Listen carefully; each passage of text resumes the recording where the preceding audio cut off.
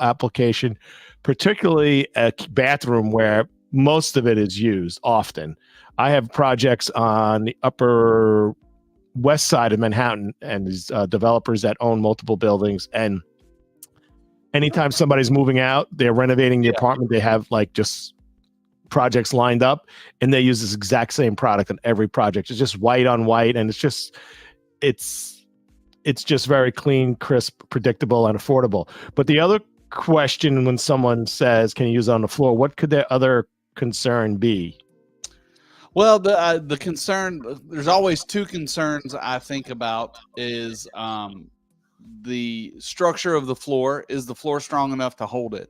You know, because glass probably has a deflection similar to stone. I would think it needs to be a really stiff floor, and then the bondability. But the good thing about the nano glass and it having a porcelain back, you don't have to worry about that as much, because porcelain, even though it's impervious, it still is more pervious, which I don't think is a word, than glass. I think the well English is it's more purposely. More purposely. Yeah. So therefore, your options of mortar are greater.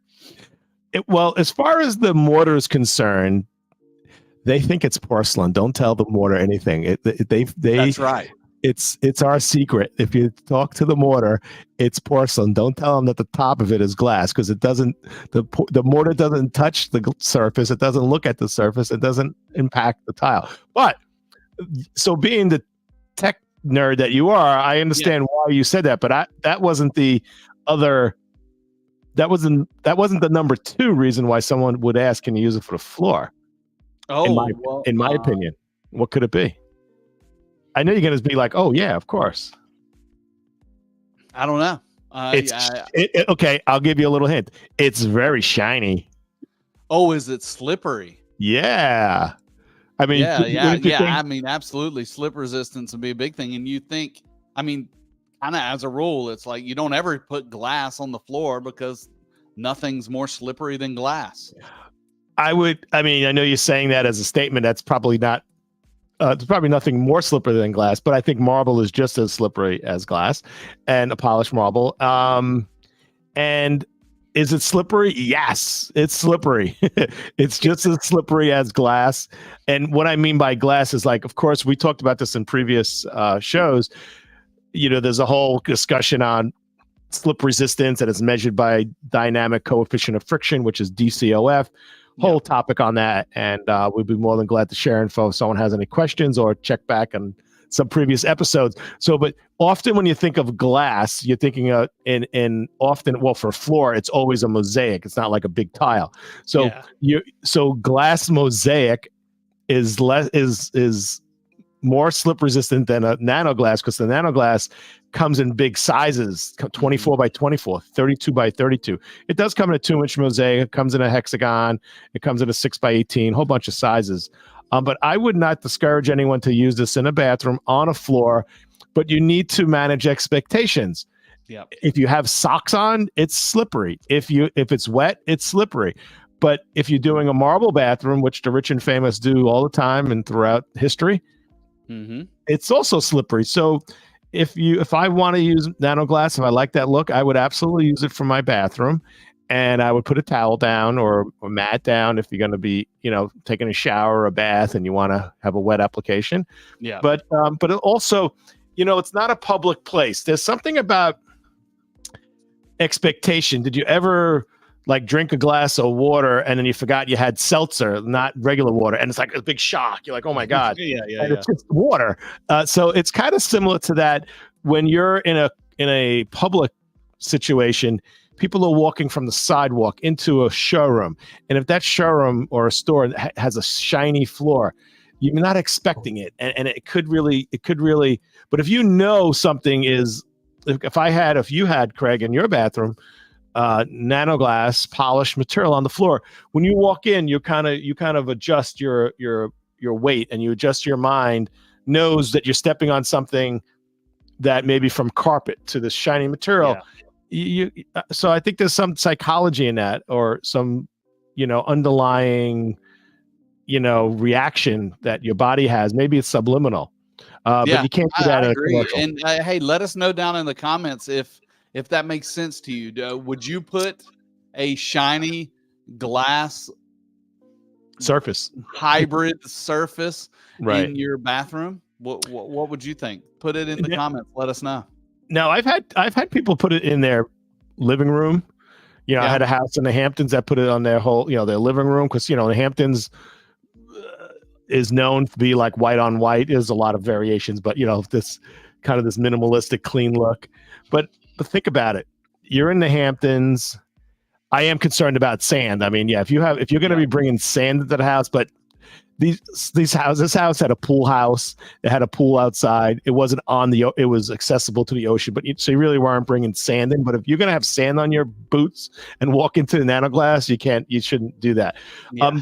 But this was a vacation home for a retired couple that they were visiting every so often, and they weren't renting it out. So, the amount of use that Hamptons house got was a fraction of a working family living in a Cape Cod house, and so it also depends on that, right? How often are you using it? Absolutely. And one of the other things to think about when you're using a high polished material is if you don't have a flat floor, the angle that when the sun shines in those windows, the angles, and if your tile is not flat, it's going to look horrible because the sheen off the tile is not going to be consistent. So that's one of the things to think about.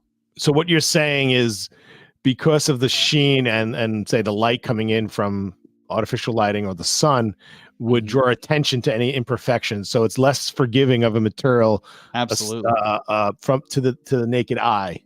Yeah. And a little difference can make a big difference in your vision and the aesthetic of it. It can be a 32nd of an inch, but a 32nd of an inch reflected a little bit differently makes things looks terrible. Yeah.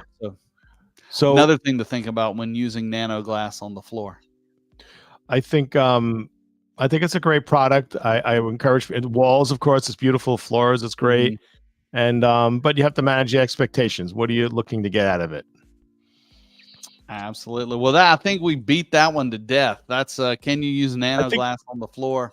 Nano glass, if you're just dropping in, nano glass is a hybrid glass and porcelain tiles material that has got a porcelain back on it, which means it can be stuck just about anywhere, and the surface is good for a floor. Just make sure you install it correctly, and you install it in the correct area.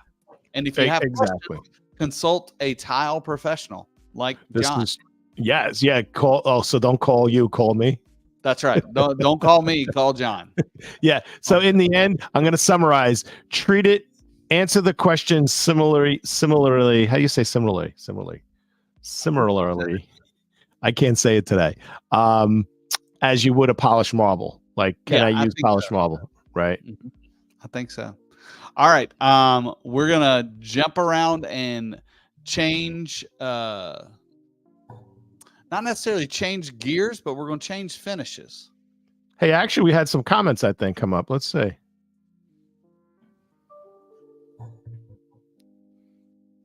Oh, we do. Gosh, yeah. They jumped in over me. John, look at you. You're ahead of me. Let's see. Thomas Holt, glass on walls, floor accent only, but I'm an old guy who challenges new stuff. Yeah, but Tom knows what he's doing. He's been in the tile industry a long time, and he's not wrong. It's a matter of managing expectations. And if you had to give an answer, the default is to be more conservative, right? Yes. But yeah, John. Gosh, my mind is going all different places. That whiskey is working fast. Thanks for jumping in on that. I don't know what your next comment meant. 32 feet is hard to do. So no, 30. I had said it comes 32 by 32, and he's saying it's hard to do. I think he's meant. Gotcha. That 32 inches. Yeah, it's a big size. I mean, it's a big format in any material, and also the nano glass is a little thicker than normal. I don't think that complicates the installation too much, but it's it's like No. 12 millimeter, maybe 14. Yeah. I think it's Just means 14 you point gotta something. you gotta really think about it when you're ordering your trim. Jesse, she said that what we say all the time: manage expectations, But the client wants what the client wants. It's kind of like my wife when she gets what she wants. Be careful, tread carefully. She may be listening. She may be. She may be. Well, actually, that's a good point that Jesse has. So oftentimes you'll have customers who want a certain look. Forget about nanoglass, just a certain. And if that's what they want, you need to just tell them, these are the pros, these are the cons. Right. But if you're in business and you're being honest with people, and you wouldn't let them do anything unethical or something that was like setting them up for failure. Like it would, a really thin, super inexpensive ceramic tile on a commercial floor where it's going to crack. But if it has to do with slipping and it's not a commercial application, you explain it to them and everyone makes their own decision. Otherwise, they just go on to the next person and buy it from someone else or hire a different contractor. Yeah. Well, but you have to cover and we'll be honest, I tell our team this all the time: slip resistance is relative.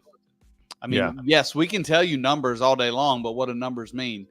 Numbers don't mean anything. When you think the floor is slippery, the floor may be slippery to you, but it may not be slippery to me. So managing those expectations is critical.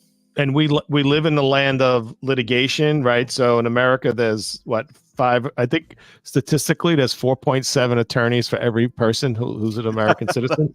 I could be off a fraction, but Jesse brings up a really good point. As long as you're professional and you're telling them all the facts and all the options, and Jesse made a comment that we make clients sign off. Yeah, on our warnings. We used to do that all the time. Tom, I know you remember that. Hey, you want me to put this material here? You got to sign here. Sign here, and we'll do it. We're advising against it for some reason, but I mean, there is a point where if what you're doing is so egregious that even though legally you're right, you just don't want to be dragged through the mud because they're going to have a failure. That was my example before. If you're going to be asked to do something, they sign off on it, and it's just like it's going to cause you a lot of callbacks, and you have to defend yourself and pull out these documents. And you should walk away. It'll be the job that never goes away. Yeah, exactly. So, you could be walking across the street, and someone is supposed to stop at a stop sign and doesn't, even though they're wrong. You're not going to keep walking and let them hit you. It still hurts when it breaks your leg. Right. So even though you're right and they were wrong, you still want to avoid like madness if you can. So pain and suffering. All right. Well, I'm hoping we're not going to get any angry comments. Going to the next section or the next question. And these are questions that were posed to us through previous episodes or between episodes on our social media. And if you have any questions now, feel free to let us know. Drop them in the comments. We're monitoring that. John's doing a better job than I am. I'm distracted for some reason. But LVT has been the thorn in the tile guy's side for a long time.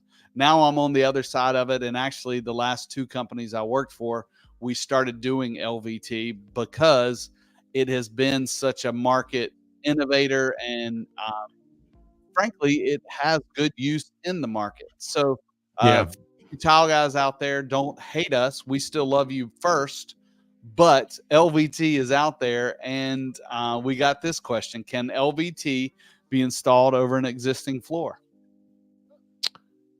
So that's a technical question that I think I think you should chime in on, but let's explain a little what LVT is. Luxury vinyl tile. So me being a tile nerd my entire life, it used to pain me to say the word luxury and vinyl in the same sentence. I really couldn't do it. I've come around for a couple of reasons.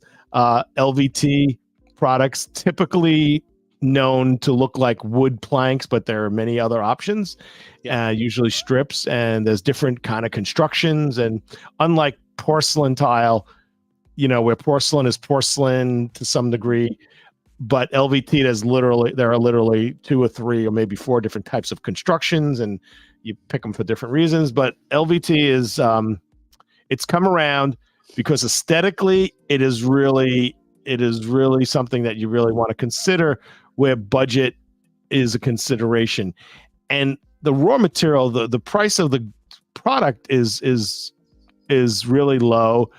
But there are tiles and porcelains that could in some cases be similar, but where the real difference is in the price of the labor.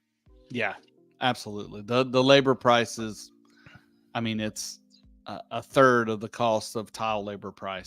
Easily. And so what would you say, Craig, about that question? About the question is yes, possibly. So there's always a caveat. So clear. Yeah, in theory, luxury vinyl tile can be installed over an existing floor. Now, there's some things you got to check off the list. It is vinyl, so therefore vinyl is flexible. Flexible vinyl over a bumps and humps that are in your floor are going to show in your vinyl. Now, what's the word they use? What's that fancy word they use? There's a pebble and it comes through. Maybe it's a sales word. Telegraph. Yeah, it's going to telegraph through. Yeah. But there are different types of installations too. The main two are the glue down and the click and lock, which I know Tom said the click and lock is killing them. And then you have just your normal dry lay, or I think that's loose lay. All of them have a different sort of installation method, and all of them can be put down over existing floors. The easiest is the click and lock. It's normally thicker. It normally has its own padding behind it. And if you've got a structurally sound flat floor, for instance, tile floor, right, you can go right over it. If it's a glue down, then you have to prep the floor first, because if you install it over the tile, you'll see all the grout joints in the tile telegraph through the glue. So in theory, as long as you have a good floor, yes, luxury vinyl tile or luxury vinyl plank, you hear it called sometimes, can be installed over an existing floor. Yeah, so Tom makes a point. The good prep with anything, right? A painter needs good prep, and right. Porcelain guy needs good prep. I think in LVT, it's a little more forgiving, meaning if you don't prep your LVT floor as good as you should, there's 2 things that can happen. One, it won't look great, but it won't break. You know what I'm saying? So, yeah. Right. So it's not a major disaster, but aesthetically, of course, why would somebody be paying you to do something new? They want it to look good. I'm not giving people the green light to do a crappy job. But in a situation where if you're doing a DIYer, you don't expect like the paint job to come out perfect, but it's still painted. It's not going to be a disaster. But right. if you do a ceramic or a porcelain and you mess it up and it starts breaking, it's not even functional anymore. Yeah. And LVT, even though the click and lock is more forgiving, you'll go into places. I've been in restaurants before where the floor was so bad, they still clicked it in, and it probably looked good for a week, but because the floor was bad, it starts coming apart, because that click and lock is made to be stable. And when there's air gaps underneath it, it comes undone, and the tiles shift, and it can be a nightmare. Even though it's not as critical as, like you said, a tile floor, prep is everything. And you're right. It also puts undue, if you picture a click and lock system that for some reason it's I'm going to exaggerate it, where it's meeting, it's higher, it's coming up a little. Now your traffic is hitting that unduly, right? So it could actually get damaged. Yeah, it breaks the feet on it, and then it comes apart. And the ones I've seen that are the worst are restaurants. And then you got to think, you got food going in there, and it just becomes unsanitary. Because when it's installed correctly, and I just had this question to Jeremy, who is he is all things LVT for The tile king of bar. LVT. Yes, He's the king of LVT. Because my uncle and aunt are going to redo their bathroom, and they said we want to use this click and lock system. And I'm like, can you use it in a wet area? I wasn't exactly sure because I'm a tile guy. So I checked, and he said, yeah, as long as it's stable, as long as it locks together, you can use it in a wet area. It's 100% waterproof. It really is. It's amazing when installed correctly. Yeah, Let's put a. All right, you always got to put that disclaimer in there, huh? I always, if you ever get an email from me, it's going to say that when installed correctly. Well, and tile, of course, tile is porcelain, ceramic, and glass are waterproof also. Yes, I mean that water can't hurt them. They won't. They will not hold water. Right. Yeah. So let's see. What comments do we have? Tom is just being amazed by our knowledge. And so he is. I think you took that comment out of context, probably. No, I'm taking that as a complete compliment about our knowledge. Thank you. So, you want to continue on? We have one more LVT question. You want to just beat that dead horse? Let's do it. I love topics on all subjects, but let's do it. All right. So we talked about the LVTs for a while, and we probably talked about these indifferently. So let's say advantages and disadvantages. So I'm going to tell you my quick, you tell me your quick, and then we'll move on. Okay. Advantages is cost. LVT is not as expensive as a hard tile floor or a terrazzo floor. Advantages, it has a lot of different colorways, and you can really make it look like anything in today's market. So it's got some great design aspects.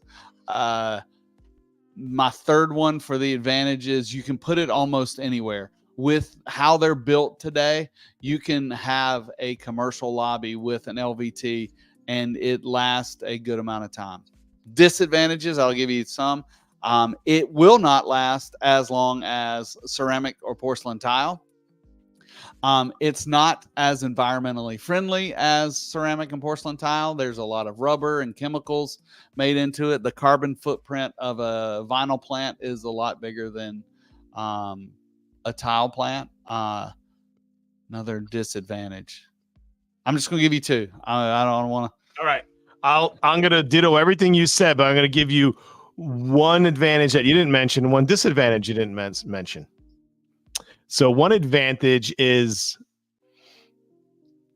you have a retail store, and you every 8 years want to change the style of this store. Or you're a building owner and you're going to get a new tenant. Tile lasts forever. Porcelain, that may not be a good thing if you're thinking of changing it anytime soon. Because if you want to change out the look of a restaurant, or you want to change out the a new tenant coming in, or in a home, if you're planning on flipping it in the future, or someone wants to resell it, to rip up porcelain, let's say with a jackhammer, is really is a lot. So LVT is very easy to remove, when you want to. Agreed. Yeah, that's a good one. Yeah, I like that. I actually had a retail, it was actually a clothing manufacturer in Manhattan. They had a showroom to the trade only. Their customers would come in and pick products for their next buying spree. And they specifically told me that was the reason. They want this to be for 5 years, and they want to be able to change it out, because they need to be, spot on design wise, and they don't want to get stale. So, I thought that was pretty interesting to hear. And did you do that in your showroom? I know a lot of showrooms, they would install tile over tar paper so that they could redo it every 5 years. I had multiple showrooms, and every showroom, one showroom I had like 60 floor pads, like 3 foot by 4 foot. And we put them down and saying, don't worry, when we're ready to rip it up, we'll just rip it up. It's a pain. And you end up never taking them up because they are, it is brutal. It is a pain. It is. It really is. Tom brought up one of the advantages, and he's not even an LVT guy. That it has over tile, it doesn't have grout. Yeah, as much as grout has always been the weak link in tile, meaning it's been the pain point for multiple reasons. The industry has responded, right? They've It's they better go to today. Yes, sleep absolutely. at night and think up new formulas, and there's a lot of competition. So the grout is no longer but it still is the weakest link. Like, the tile's gotten stronger, grout's gotten stronger, but grout would never be what the tile is. So he's got a point with that. And designers hate grout joints for whatever reason. They hate them. So yeah, Tom, I would say yes.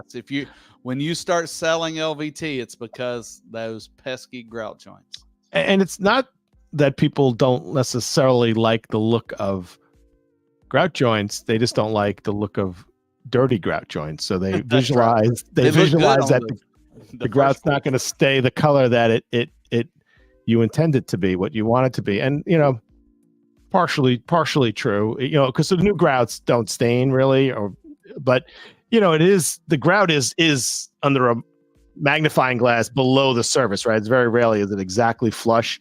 So it could be a spot for dust to settle, right? Or dirty water could settle. But grout is a necessary part of the tile installation, but it's come a long way. So I did say I had one other. So I had one positive and I have one negative. Right. I'll give you last opportunity to think what it is. You're not going to get it. I'm not going to get it. Snob factor, or the lack thereof. Yes. You talk about that a lot. You must have a lot of snobby people around you. Yeah. All right. So let's perpetuate the stigmatism of New Yorkers. You're not going to advertise a multi-million-dollar house and say, and we got LVT. It's just not happening. You're going to say you have marble or porcelain, or, it used to be granite counters, and granite counters are still cool, but now it's quartz counters. But you're not going to say I have Formica counters, come and get it, Yeah, even though everything's coming back in style, I don't think Formica is going to make it back. Yeah, it's true. And I've done some house flipping in my time, and LVT, just like you said, was a great option for flooring. It was a little more than carpet, but yet still had a little bit upscale. I mean, are there areas in your area where that is acceptable? I mean, yeah. So just in the last few years, I could see a high-end home. I'm talking to a developer now who's building some homes high-end, and they're perfectly okay putting LVT in the basement. Not in the kitchen. Absolutely not. It's not happening. I'm assuming it's a click system in the basement, because LVT and moisture don't get along. Yeah, and theoretically, if you get a loose lay, which most people don't lay loose anymore, but you can loose lay it. But if you really have a basement that could flood, you can install the loose lay the way it was originally envisioned, which was just slap it on the floor with no glue. Just let it lay there. Put I think it's 3/8 of an inch around the perimeter of a space for some movement, and maybe glue the perimeter tiles. Yeah. And if you don't have heavy rolling loads, like if you don't have carts or big rolling chairs with heavy people on it, you're not going to take heavy furniture and slide it around. You won't have any problems with the loose lay. Oh, so what I was getting at is, if you do flood, I mean, you could theoretically take your loose lay up, bring it out on your front lawn, let it dry, put it back down. It's not a crazy thought, but because think about it, if you have carpet in your basement, or if you have wood in your basement, or you have a laminate flooring, that stuff is in the garbage. I mean, literally, just a touch of water. That's why I like tile floors in the basements, because I mean, even though tile floor is, moisture can affect it to a certain extent, but the tolerance is so high. I've never seen moisture. It's just the budget. It's just the budget. Like, basement areas are typically one big open space, so it's usually almost the footprint of the whole house. So you're talking, 1,000 feet, 800 feet, 2,000, depending on the size of the house, of course. So, and it's not necessarily where you got to entertain and bring your guests down there. So you just want something functional. But I'd like to throw one more advantage in. Okay, time go for running out? All right. It's the expediency of installing it. If you have a commercial application, I've seen stores put in LVT like while they're closed. Like they're open in the day and at night they close and they get a crew come and bang it out. Next day you can walk on it. Where porcelain, you can't do that. Or any type of tile, you can't. I mean, I've done some projects like that overnight, and it is harrowing.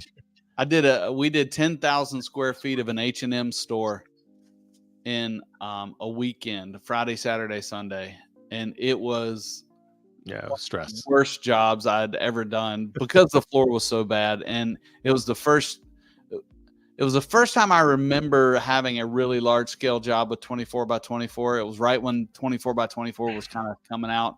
Right. H&M was getting really big, and this was their first renovation, and man, it was a mess. But yeah, I mean, I've done some work in malls. We shut down at night, tear out the whole floor and tile the whole floor, and we have to start using rapid set by 5 a.m. so that it can be ready to be grouted and then walked on. And by 10 a.m. I just had a restaurant that hired a really good high-end designer on Long Island, and they were just going to do some touch-ups and kind of just spruce up the place a little. Then they decided to put a new flooring, and they literally put LVT down because they're restaurants have been through a lot, and they really don't want to close for a long period of time. And time is money, right? So they really want to. Time is money. So, all right, we've beat the LVT thing. And I think to get us back on the tile track, you sent me a video today. Oh yeah. So every Friday I do my happy hour product highlight, which is not an hour, it's 60 seconds. And I feature a new product. Sometimes it's something that's just being launched. Typically it is. And this was, well, let me see what you think. Happy hour all day here at Tile Bar. So this is our private showroom on Long Island. It's our corporate headquarters. It's mostly for internal use, for meetings with factories, owners, designers, all converge here to look at new products, design new products, and also to have a library of everything that we have. Really incredible. This is just some of it. So I want to show you this new line. You got to check this out. So this is the Valley River White, which is a white tile. Has a slight beige, slight pink tone. Here's the Nero Marquino. You're familiar with that? Black with white veins. Of course, if you use an enhancer, the black will come out. And then this is, it kind of looks like a white Carrera. It's not really white Carrera. It's a lion white, kind of like a cross between a Carrera and a Statuary. Really nice, beautiful material. It's in stock. Order samples now. This is John to Disco. I'd like to wish you a happy hour. John, that is a cool, I like that stuff. I've seen that a couple of times. I know I saw it when we did the product release, and then I've had a couple of questions about those tiles. I really like them. And but I will tell you one thing, when I use AI to do the closed captions, I have to almost rewrite everything because of your accent. What accent? Exactly. It's a lot of, cost a lot of dollars. That stuff is a lot of dollars. So that was a natural marble. Not sure if I made that clear. It's also honed material. It wasn't polished, just to give everyone a little bit more of a visual. It actually is a little thicker than a normal tile. I think it was about 5/8 of an inch thick, probably. Now I could imagine that one of the technical questions you'll get on that is, how do you grout that freaking thing? Yeah.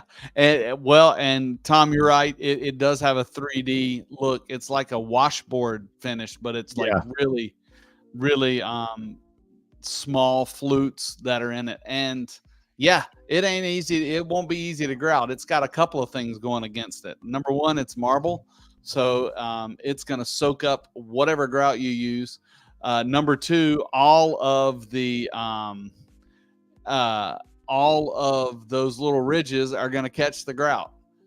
Number three is you can set it with a tight grout joint. So my suggestion on anything like that is make sure you honor the timing of the grout and probably clean it a little bit earlier. Just grout the joints if you can.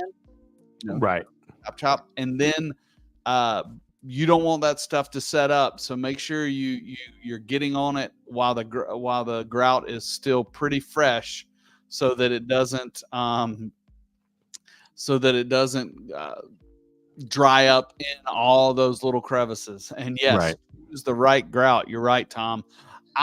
For that project, what I would use is Permacolor NS to match the tile. That would be my grout recommendation. Permacolor NS, and if you're grouting the white, grout the white with a whitish color. If you're using the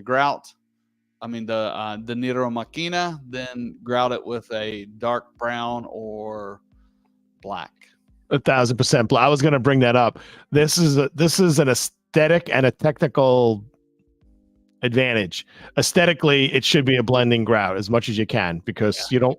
It's meant to look ribbed, right? So you don't want it to look like 12 by 24 tiles, which it is. You want to walk into this room. This is for the wall only, folks. You want to walk into the room, and you don't want to see, oh, look at that 12 by 24 tile with ribs in it. You want to look at the whole and see, wow, this is really cool, and try not to draw attention to the size of the tile and the way to do that. I think you call that in the design world monolithic. Monolithic, yes. Is that right?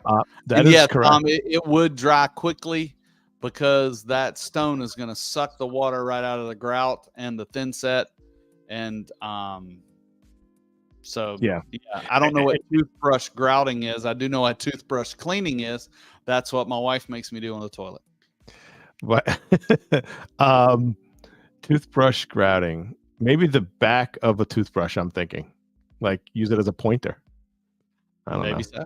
Maybe so. I've never. But it is hard to wipe it down also. Like if you have a flat tile where two tiles meet, and you can take a sponge and nice, but if you have ridges, you gotta get like your finger in there and be able to clean it out. And you don't want to. It is definitely a not saying anybody can do it, but all right, I have the word for you, Craig. I got it. It's a commitment, right? Absolutely. It's a commitment.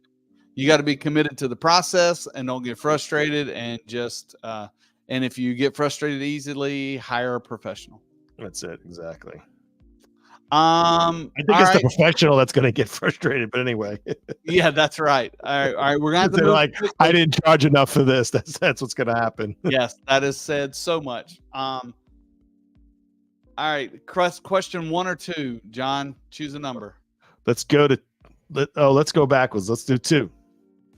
2. All right. Are ceramic tiles non-slip? So I know you and I get this question all the time, and if you install tile, you know the answer to this. But if you don't install tile, you may not know the answer to this. So that's why we're talking about it right now. And as we said a little bit earlier in one of the other questions, is slip resistance is subjective. There's an old person in a restroom is going to slip a lot more than the preschoolers at the preschool. And that has nothing to do with the numbers, the tile. It can be the same tile. But Craig, I'm gonna kind of, I want to clarify something. The way that you phrase it could be misleading, not misleading. It's subjective, but it is measurable. The slip resistance of a product is measurable, or the friction of a product is measurable. So it's not like it's in your mind. Let me disagree with you. All right. Slip resistance, to my knowledge, is not measurable. The Ah. coefficient of friction is measurable. Uh-huh. Now they talk about the same thing, but slipperiness is, in my opinion, is subjective. But How about we say it's relative? It's like, in other words, if you walk into a room with socks on and it has nanoglass and you slip, are you going to say that wasn't slippery? That was in your mind. I mean, you know. But if somebody else walks in there with the same socks on and doesn't slip, you know, I would call them. I would call them sober. Hey, we got a comment on TikTok from David. He said, "I got a rough textured portion in my bathroom I inherited. It's like ice with a wet foot." So that and it's rough textured and it's still slippery. Wow. But the measure, my opinion is, if you can't measure it with a number, then it's subjective. Right, because you're using the word slippery, right? Slippery is, I get slippery is subjective and it's relative to what, right? So yeah. I don't think you're as crazy as I thought you were 34 seconds ago, but I just didn't want people to get the impression like, oh, it's in your mind, it's not slippery. Put it in, you know. There are definitely different degrees of friction on a tile. Okay. And there's even degrees, because there's the dynamic coefficient of friction. Then there's also the coefficient of friction, right? Which are two different things. And so what we use in the United States as a standard is the dynamic coefficient of friction. And that is kind of where everybody gravitates, is to the ADA recommendation, which is 0.042. And so that's kind of become the median point. If it's under 0.042, then or 0.42, then it's slippery. And if it's over, it's not slippery, which that's not the case. Environment comes into play. Just like David said, a wet foot in a bathroom comes into place.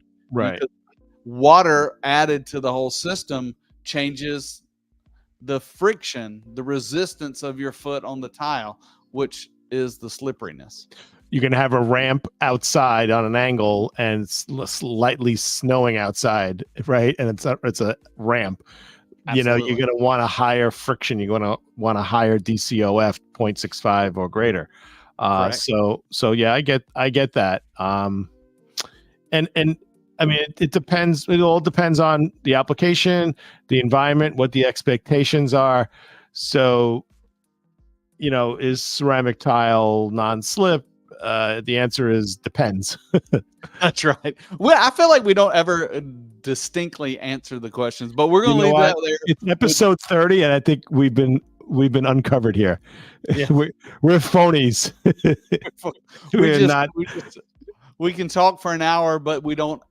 We didn't commit to anything. We didn't say anything, and I think we've been exposed. And it's been great having the show. Well, one quick question before we close, and we'll finish it out. And we've done that. We've talked about trowel sizes before, and I've actually got a cool shirt coming up.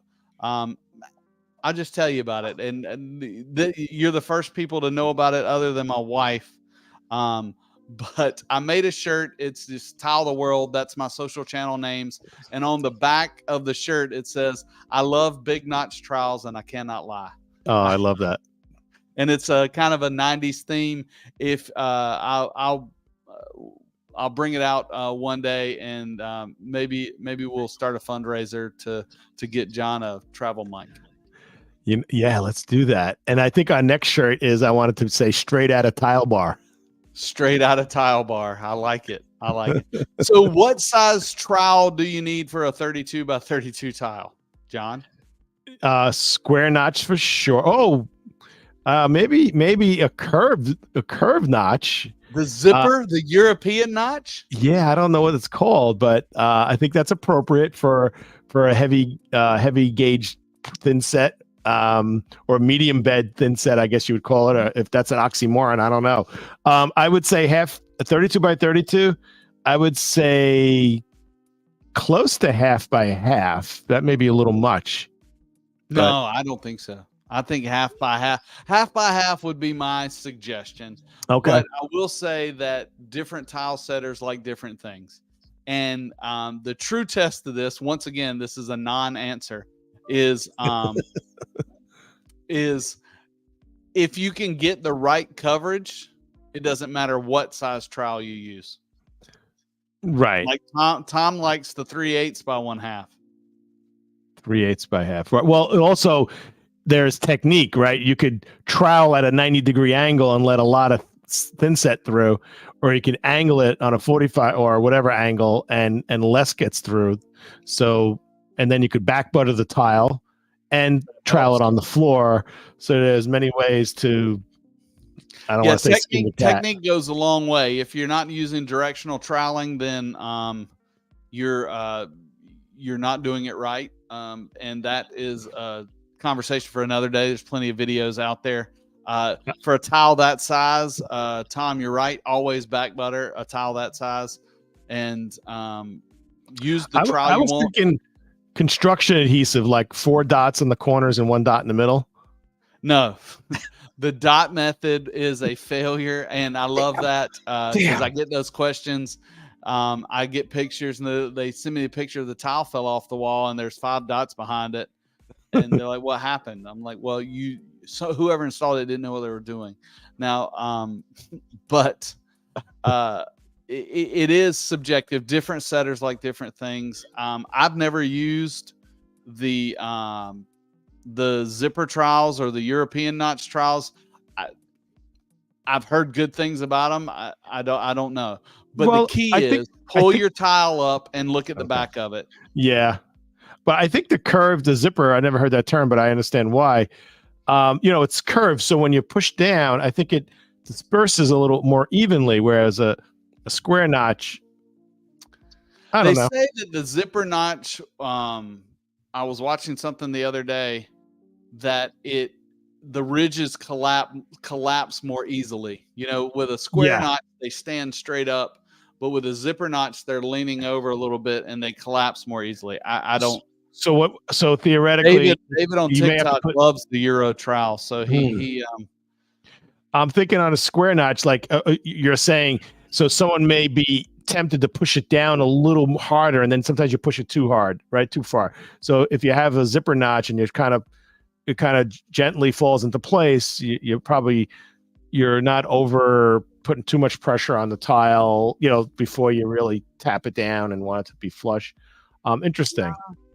I don't think that's the case. No, you don't think so. What's the name of your shirt again? Even with a square notch, you're supposed to collapse the ridges by setting your tile, pushing it perpendicular to the ridges, and they're supposed to collapse onto each other. And they say with the Euro notch, they collapse a little easier. And what that does is when the ridges collapse, it pushes all the air out of the system to where. But if you push straight down, all it does is it makes them fat, and you still can have air pockets. Oh, okay. All right. So I learned something today.